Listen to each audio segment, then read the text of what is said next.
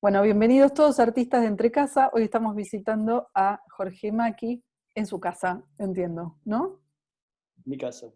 Bueno, gracias por recibirnos en esta visita de pandemia, eh, un poco para hablar de una obra que va a salir en el diario, eh, y otro poco para saber, bueno, cómo venís llevando la cuarentena y hay obras tuyas que hablan de eso, de las que me gustaría preguntarte.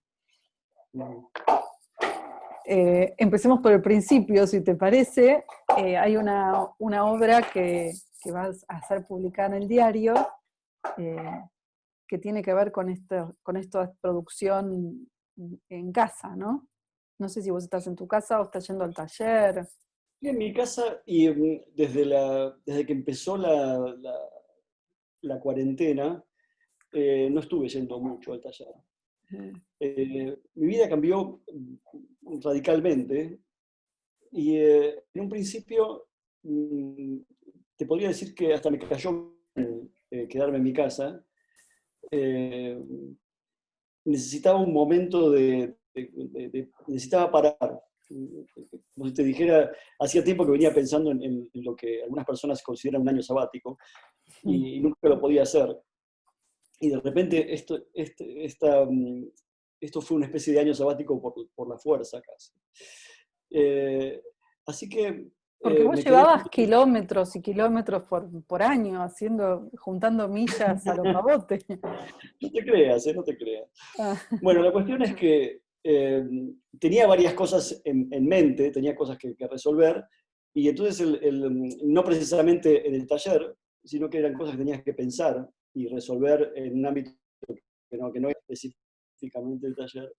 Así que la pandemia me dio ese espacio, ese tiempo. Entonces, retomé de una manera bastante intensa mis estudios de piano. Yo había dejado bastante el piano durante mucho tiempo y hace unos años me compré un piano para tener en el taller, pero tampoco tocaba mucho, así que en este momento en que tenía que estar forzosamente en mi casa, me vino muy bien. Entonces estuve estudiando mucho. Retomé algunas piezas que había estudiado hace más de 20 años, más de 20 o 30 años. Y eso fue realmente fue muy intenso, es muy intenso y muy gratificante también. Yo sé que de alguna manera se relaciona con mi trabajo como artista visual, o sea que lo considero parte de mi trabajo, además de que me proporciona un placer hacerlo, claro. es una especie de retroalimentación. Después tenía que terminar el proceso de un libro que escribí, que se llama La Virgen Extraviada. Y lo publicó.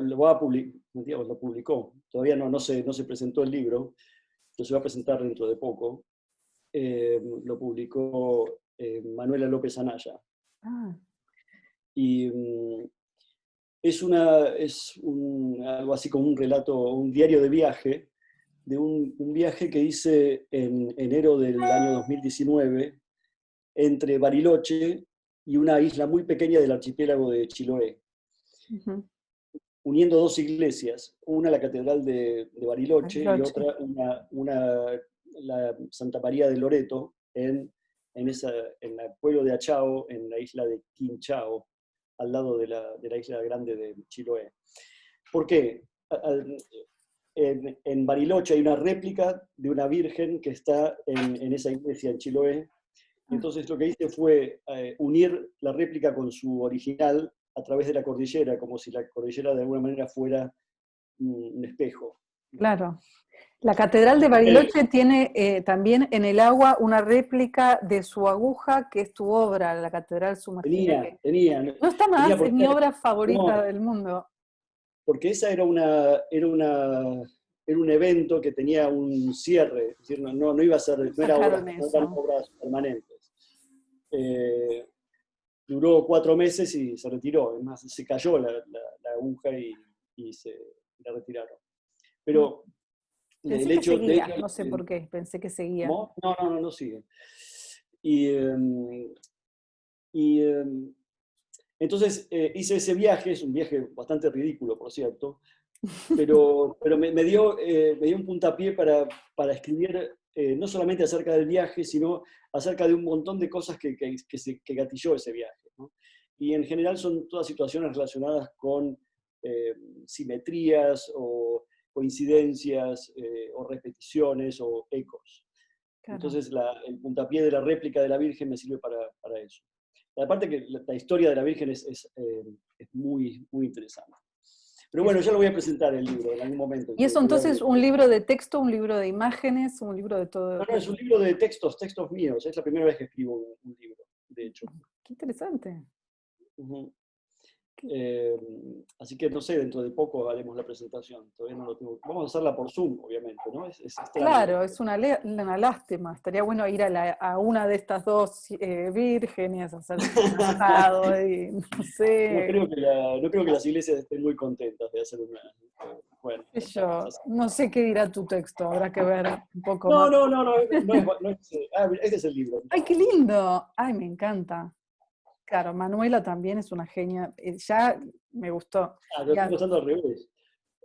¿Y hay algún dibujito, algo que nos puedas mostrar o es todo texto? Bueno, ese es el mapa del viaje, empezando en Bariloche, recorriendo, cruzando la cordillera y recorriendo todo hasta llegar a la isla de Chiloé. Y ese es Achao. Perdón, no viste nada. Achao. Sí, sí, sí. Y Genial. después el libro está dividido en 30 capítulos y voy a tratar de mostrarte algo.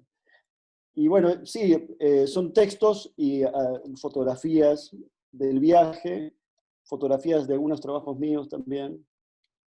Qué lindo. Esta es la de Ruth Ben-Sakar. Que obviamente la de Ben-Sakar tiene mucha referencia con esto porque el espacio era una especie de réplica del espacio de la galería anterior.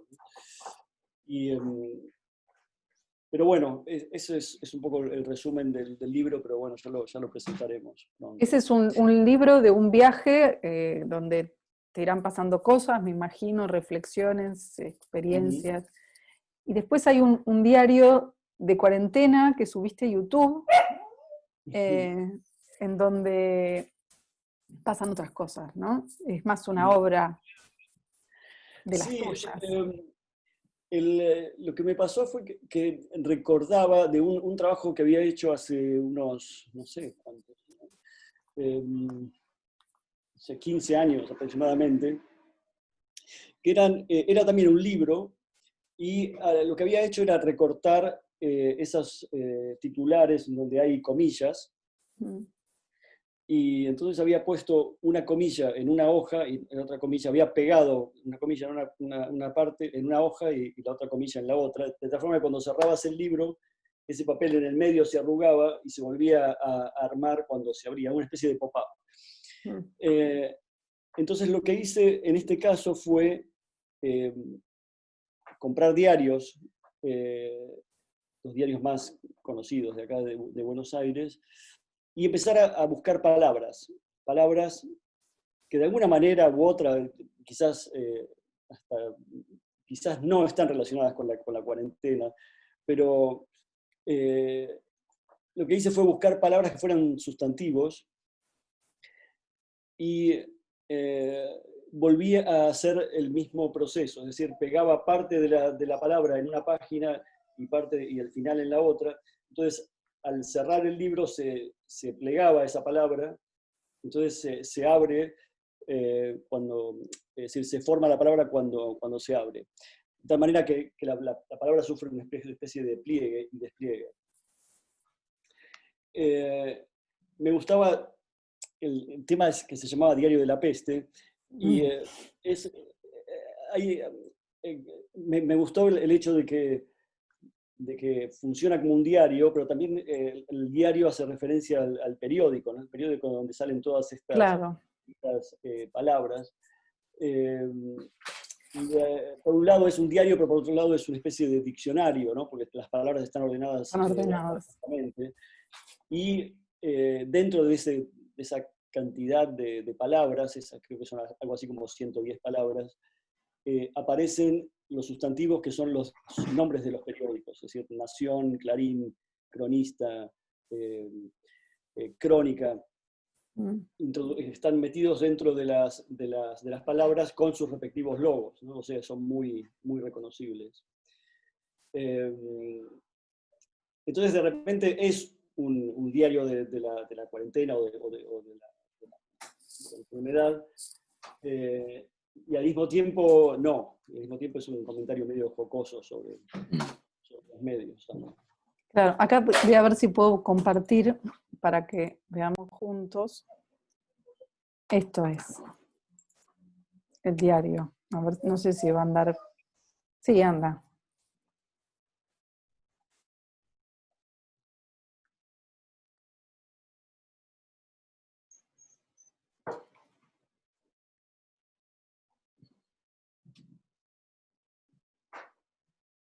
Y esta obra surgió así en tu casa en estos días de reclusión, no es que Sí, va, sí, que...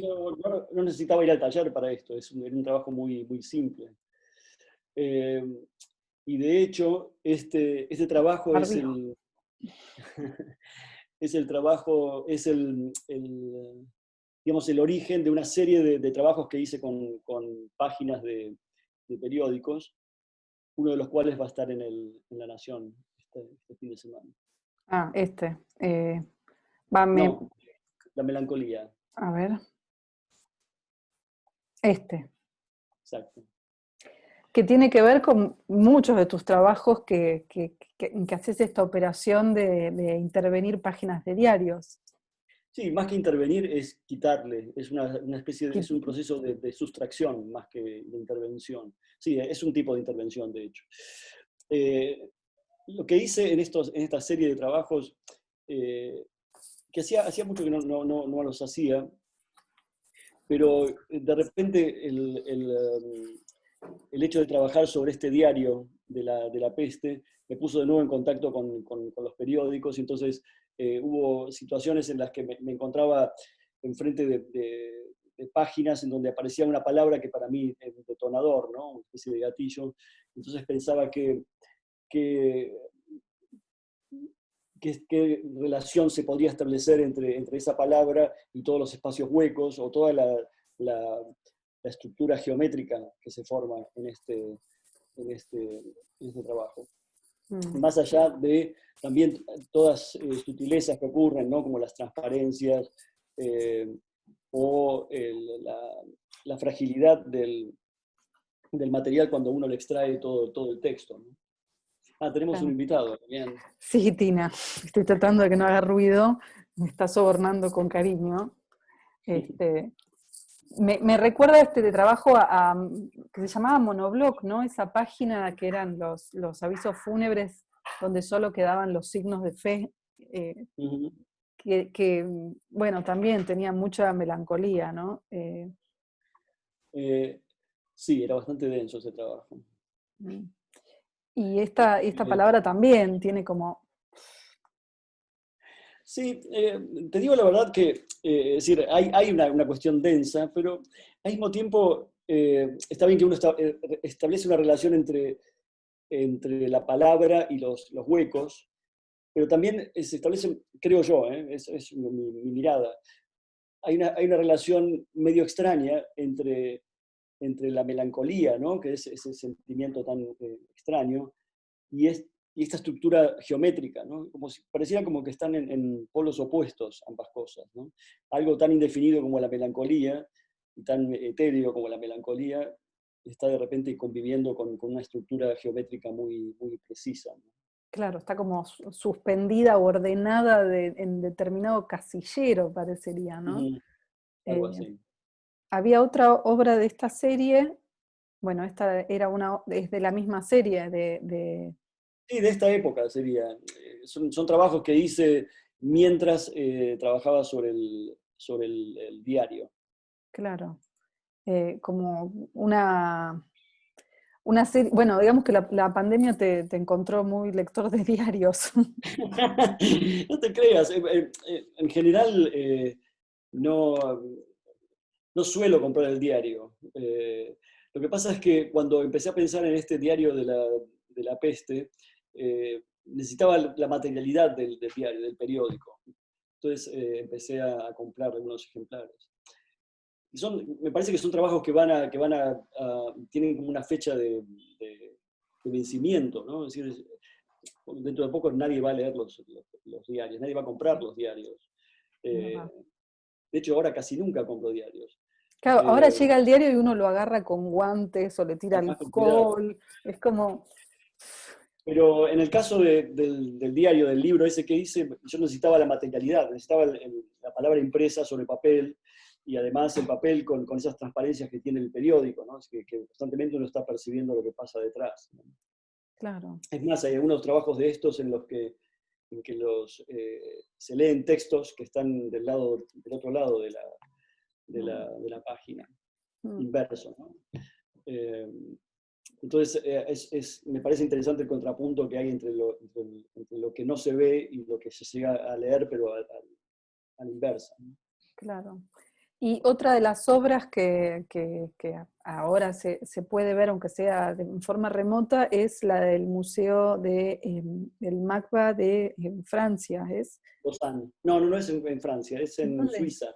En Suiza, ah, Es en la parte francesa de Suiza, que es un proyecto que se llama la Catedral Sumergida, justamente, sí, eh, en base volvemos al piano y a Bariloche. claro, exactamente, al preludio de Debussy. Lamentablemente no tengo fotos, no tengo una documentación muy precisa aún Acá tengo de una, la mira, a muestra. ver. Hay algunas fotografías, lo que pasa es que eh, dependo un poco de ellos para el envío de la información, ¿no? Porque Esto es lo único que hay una... encontré. Sí, sí, están estas fotos, lo que pasa es que hay una instalación sonora que es muy importante en la Claro. sala y que si no hay un video no se puede, no tiene mucho sentido la documentación. Por eso todavía yo no subí esta información a mi web. Ah, Porque quiero subirla cuando tenga toda la información completa. ¿y de qué se trata Pero esta pieza? ahora te cuento. Mm. El- Fue interesante el proceso de hacer esta instalación porque la curadora, Logans Schmidlin, me llamó hace 2 años y medio. Y me invitó a hacer una muestra en un museo que todavía no existía, que era Mm, este, mm. el Museo Cantonal de Bellas Artes de Lausanne. Entonces empezamos a trabajar en base a planos, simplemente. O sea, empecé a trabajar con un museo absolutamente virtual, que todavía no existía. Entonces empezamos a trabajar, primero surgió un proyecto, después surgió otro. Realmente es muy placentero trabajar con tanto tiempo y, Y ¿no? con Y tanto tanta diálogo. precisión suiza, de relojería. Entonces después pude visitar el museo justo antes de que se abriera, cuando estaban dando los últimos toques al museo, y después volví y lo visité cuando ya estaba en funcionamiento. Eh, lo más extraño de todo esto es que mientras yo vi todo el proceso de apertura del museo, desde lo virtual hasta el espacio real, cuando fue la inauguración era yo el que estaba en el espacio virtual. De hecho, yo no Mm, fui, no claro. pude viajar. Y entonces toda mi relación con el montaje y con la inauguración fue absolutamente virtual. Y más, tuvimos una conferencia de prensa virtual. Claro, siguió su Eh, curso natural de museo imaginario, digamos. bueno, en realidad no fue el curso normal porque la muestra estaba proyectada para junio, entonces logramos pasarla para más adelante cuando supuestamente ya iba a estar todo perfecto, pero allá estaba muy bien, aunque todos están con barbijo y eso, pero acá se puso muy fea la cosa en Claro. septiembre, entonces no se puede. Este, pero bueno, eh, esta instalación, eh, como otras que hice antes, surge como del cruce de varios vectores, ¿no? Entonces, por un lado está la sala con las características de la sala, por otro lado la ciudad que rodea a ese museo, eh, hay una cuota de historia mía y también hay una cuota de azar, ¿no? Y de buena suerte. La sala es una sala rectangular de aproximadamente 18 metros por 12 y unos 4 metros y medio de altura, digamos un rectángulo, un prisma perfecto, que en uno de sus lados tiene 7 ventanas. Es decir, de acuerdo a la foto que vimos recién, un lado es un ventanal que está dividido en 7 partes. Y recorriendo la ciudad, investigando acerca de la ciudad, me encontré en la Catedral de Lausanne, en el sitio web de la Catedral de Lausanne, buscando información, y de repente leo un capítulo que se llama Las campanas de la Catedral de Lausanne, y es impresionante la cantidad de información que hay en ese sitio. Porque no era solamente que decía el nombre de las campanas, la fecha en que fueron hechas, sino que hay un estudio pormenorizado del sonido de cada una de ellas. Wow. Es decir, con la evolución de los armónicos y todo. Entonces, ahí viene la cuota de azar. Son 7 las campanas del campanario de Lausanne, de la Catedral de Lausanne. Entonces, hubo una relación directa con cada una de las ventanas de esa habitación, de esa sala. Y por otro lado, la forma tan precisa de ese prisma me hizo recordar a otra obra mía que hice hace unos años, que se llama Refracción, en la que un montón de caños y vigas de hierro están apoyadas sobre la pared y sufren una especie de quebradura, toda a esa misma altura, como la quebradura óptica que produce el efecto de la refracción. Entonces pensé en trabajar esa misma idea en esa sala, suponiendo un nivel de agua de 3 metros,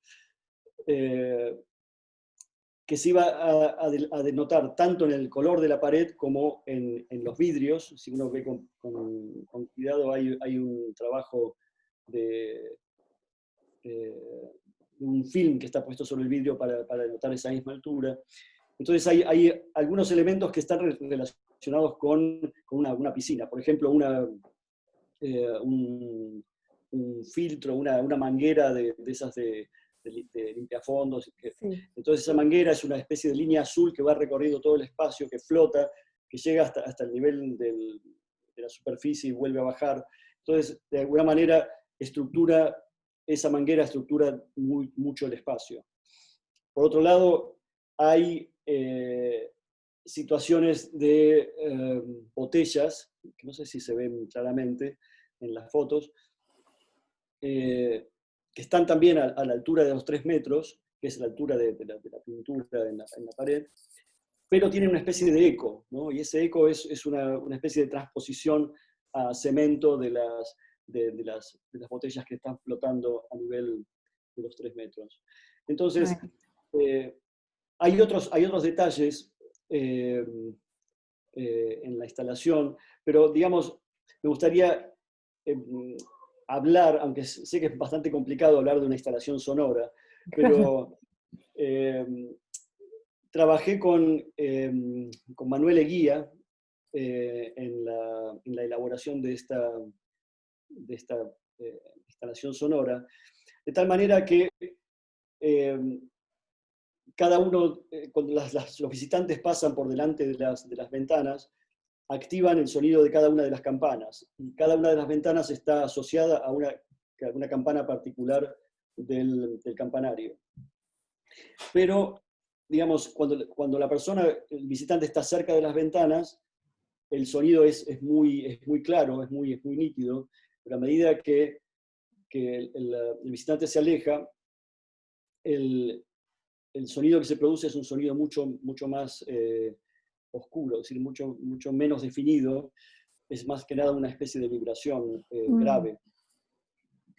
Y entonces creo que lo que está ocurriendo en esta instalación es que estoy usando estrategias que están más relacionadas con la música, y entonces hay una especie de traducción traducción de lo musical a lo a lo visual o a lo espacial. Es algo que solés hacer, ¿no? Sí, pero lo que pasa es que, y quizás por eso el nombre de la instalación, la partitura de la Catedral Sumergida de Debussy está llena de comentarios o de instrucciones que el músico le da a los intérpretes, pero son instrucciones muy vagas, en el sentido de que, por ejemplo, dice profundamente calmo. Es decir, ¿cómo toca uno profundamente calmo? Casi poético. Es muy poético, hasta que yo diría que hasta tiene un cierto toque de humor, ¿no? Claro. Hay un momento que para mí es bastante importante, que es hacia el final de la pieza, en que él anota una anotación que dice como un eco de la frase escuchada anteriormente. Entonces es un momento en que el tema que había sonado al principio de la pieza de una manera fuerte, un fortísimo, unos son unos acordes que suenan muy, muy fuerte, hacia el final tienen que ser, el mismo tema aparece, pero tiene que ser tocado pianísimo. Entonces funciona como un eco de lo que uno escuchó al principio de la pieza. Y de alguna manera este tipo de mecanismos, este tipo de estrategias, son estrategias que de alguna manera yo vengo usando desde hace mucho tiempo. Claro. Casi No como solamente en instalaciones, sino como en acuarelas o en pinturas o en objetos. muchos de tus. Sí.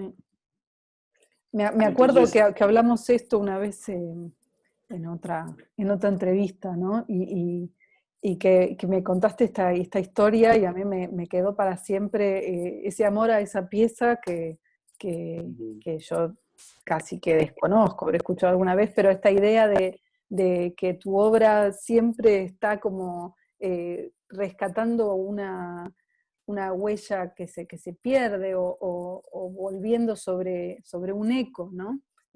No sé, pienso en esas pinturas que se vieron en el Malva, ¿no? Cuando estaba tu antológica, que no era retrospectiva, sino, ¿cómo era? perspectiva era. Perspectiva. Perspectiva. Estaban las paredes que se estaban esfumando al revés, ¿no? Y bueno, este juego con el tiempo y la fragilidad de todas las cosas, ¿no? Desde las palabras hasta las catedrales.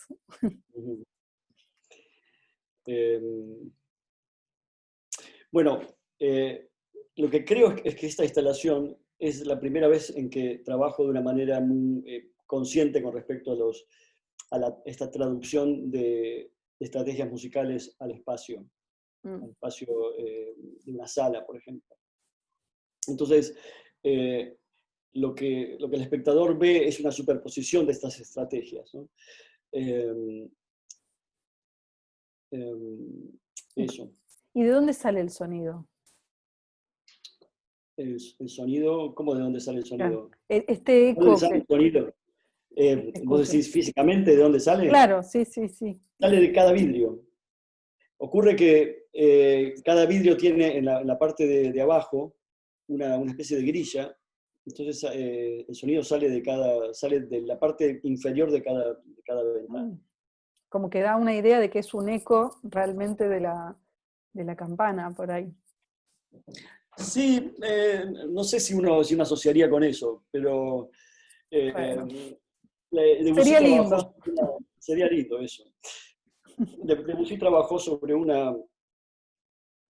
basándose en una leyenda bretona de la ciudad de Is, que al parecer es una historia que se repite en muchas culturas, ¿no? Es la ciudad regida por un rey muy malvado y que toda la ciudad vive sumergida en el vicio y qué sé yo. Entonces viene un castigo divino en forma de un tsunami, ¿no? Entonces las puertas del castillo se abren, toda la ciudad queda inundada y en el fondo del mar, entonces supuestamente en los días calmos todavía se puede escuchar el sonido de las campanas y de los coros de los monjes cantando. Hermoso. Claro.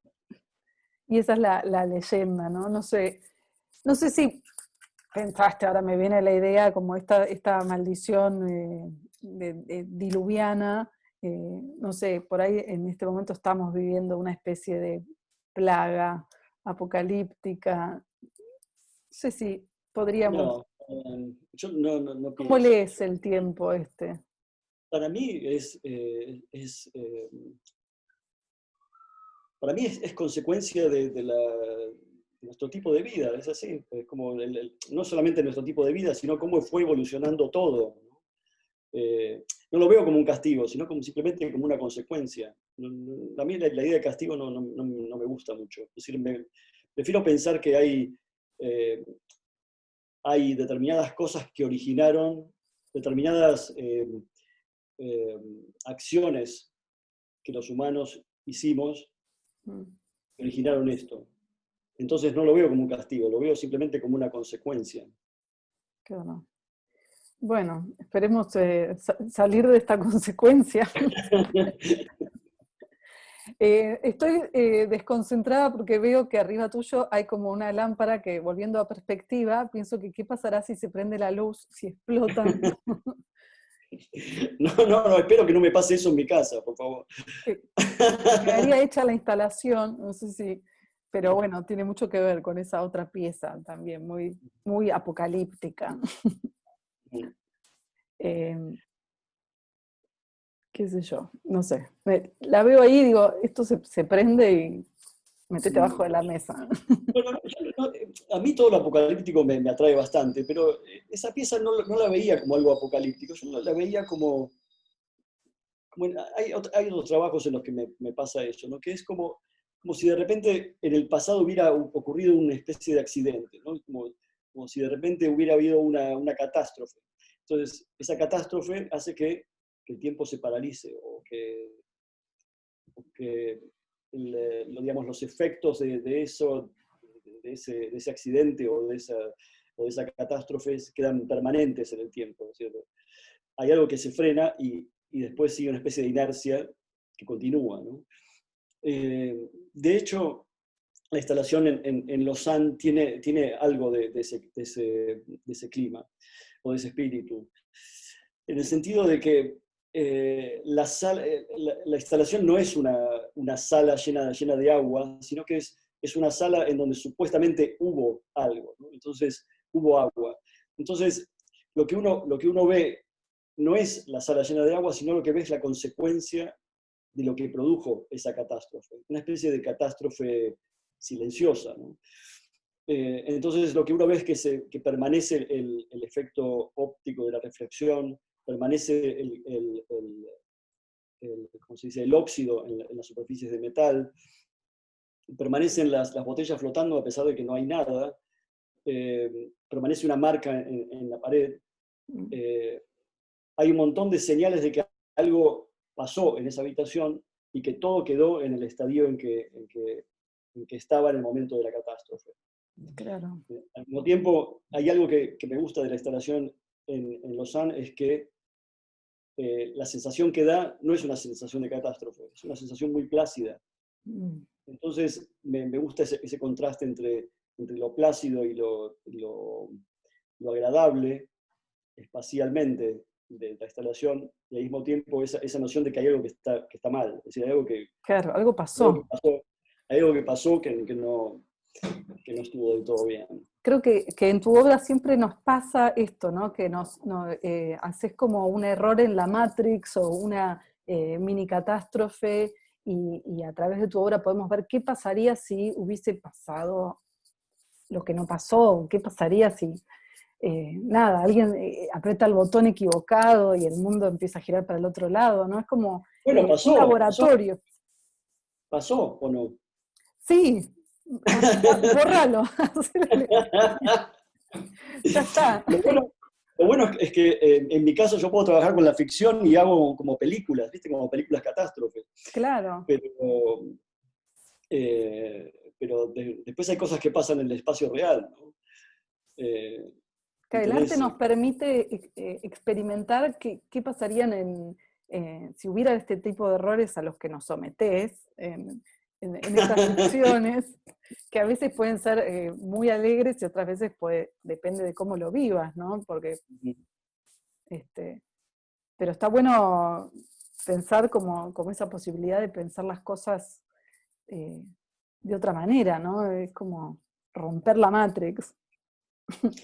Bueno, a mí hay algo que me atrae de pensar estas cosas, ¿no? De imaginarme estas cosas, y sobre todo después de verlas realizadas, ¿no? Porque realmente hay un trayecto bastante largo entre pensar o tener una fantasía y verla realizada en el espacio. Sí, Eh, lo que me gusta es que de repente podemos imaginar y crear. Eso es lo bueno, ¿no? Que finalmente imaginamos y al mismo tiempo hacemos, ¿no? Y finalmente, no en este caso, pero yo a veces digo, planeé esto y de repente, estoy caminando por el espacio que planeé. Es algo que le pasa a los arquitectos todo el tiempo, ¿no? claro. Eh, eh, por eso a veces pienso en los arquitectos, la responsabilidad de los arquitectos, cuando de repente hacen un edificio enorme que cambia absolutamente y para siempre la fisonomía de una ciudad. Digo, qué responsabilidad, ¿no? Y además que tenés que vivir en esa ciudad y después en esa ciudad y pasás todos los días por ahí. Imagínate si no te gusta, ¿no? Una Mm, maldición, eso sí que es una maldición. si la compraste y no te gusta. Claro, claro. Sí, bueno, el arte es mucho más amable en ese sentido. Nos permite Sí, entrar y salir sin grandes consecuencias más que anímicas. además casi siempre desaparece, así que está bien. Claro, se evapora, se evapora. Vapor. Pero bueno, algo quedará, algo de todo esto quedará, por lo menos en papel de diario va a quedar algo en muchas casas y eso está bueno, ¿no? Llegar a, de golpe, una obra tuya que esté en 300.000 casas el mismo día, al mismo Eh, tiempo. a mí hay algo que me gusta de la propuesta en el caso mío, ¿eh? Es que me permite publicar un pedazo de periódico en un En un periódico. periódico. Y de hecho ahí había otra obra que era posible que estuviera ahí, que era de una página del diario La Nación, lo cual me parecía como una especie de vuelta de tuerca, ¿no? Como hacer un trabajo, extirpar información de una página, doblarla, plegarla y mandarla de nuevo al mismo diario que la está publicando ahora. Eh, hay algo que me gusta de eso, es una especie de juego de espejos, ¿no? Claro. Ahora el domingo Una especie la tendrás que volver a cortar. claro, voy a pensarlo. Algo le Es tenés una, que una hacer. especie de autorreferencialidad, ¿no? Es decir, como si de repente el periódico estuviera informando sobre el mismo periódico, ¿no? Y entonces se forma una especie como de círculo vicioso donde no hay salida, ¿no? Claro, lo tenés que cortar y volver a mandar. Claro, claro. Voy a hacerlo, voy a hacerlo. Bueno, no, está buenísimo, la verdad que gracias. Gracias por esta charla, eh, por este paseo por Suiza y Bariloche. Así que nada, bueno, buenísimo. Bueno, gracias. Y te aviso cuando sea la presentación del libro. Dale, dale, genial. Estaremos así, a través de pantallas. Dale, dale. Bueno, un beso grande, muchas gracias. Chau, chau. Gracias.